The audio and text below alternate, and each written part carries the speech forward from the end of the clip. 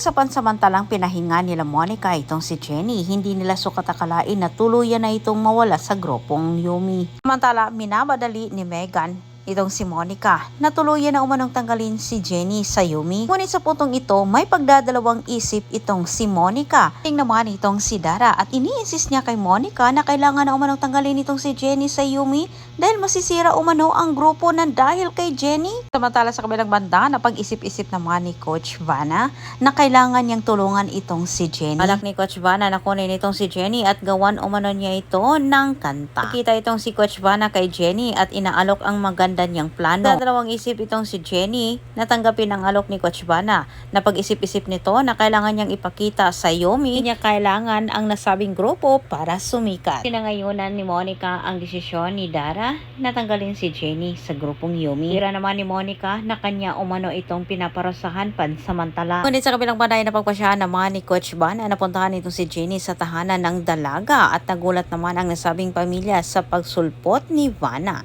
Hindi na paligoy-ligoy itong si Vanna, agad niyang sinabi kay Jenny ang kanyang magandang plano. Naman na sinangayunan din ito sa mga magulang ni Jenny. Samantala, gusto namang bumawi ni Jenny at gusto niyang isumbong kay Monica ang totoong sabuatan nilang dalawa ni Megan. Kahit malaman pa ni Monica ang totoo ay huli na ang lahat para sa kanila. Si Jenny ay kasapi na sa kalaban ng grupong Yumi. Nagulat naman ang kalaban sa grupong Yumi nang bigla namang sumulpot itong si Jenny kung saan sila naroon. Itong ipinagtabuyan pero nagulat na lang sila nang bigla namang sumulpot itong si Coach Vanna at sabay sabi na magkasapi na umano sila. Jenny umano ay pasisikatin pa umano lalo ni Coach Vanna.